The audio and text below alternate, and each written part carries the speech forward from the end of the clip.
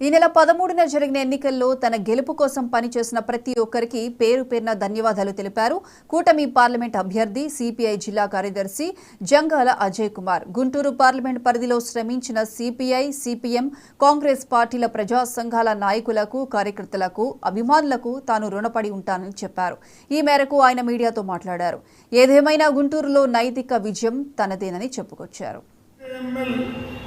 Liberation పార్టీలతో పాటు ఇతర అనేక స్వచ్ఛంద సంస్థలు, ప్రజా సంఘాలు నా విజయానికి భారత్ బచావో లాంటి సంస్థలు కూడా కృషి చేయడం అనేది జరిగింది.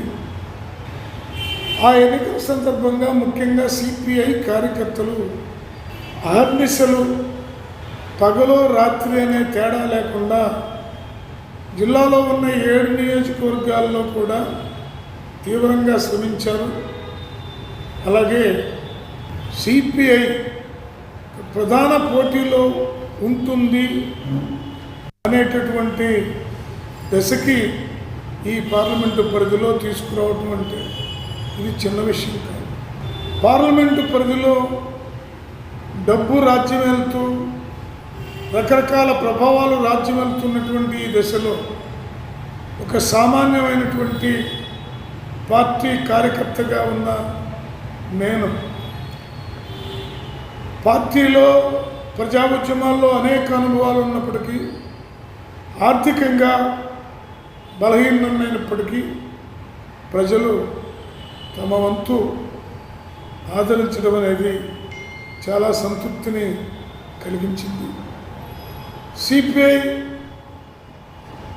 50 సంవత్సరాల తర్వాత మళ్ళీ ఇప్పుడే పార్లమెంటుకి పోటీ చేయటం అనేది జరిగింది. దీనికి అందరూ సహకరించారు. ప్రజలు కూడా ఆలోచన చేసినటువంటి ప్రజలు కొంతమంది నాకు ఓట్లు కూడా వేశామని స్వచ్ఛందంగా తెలియజేశారు.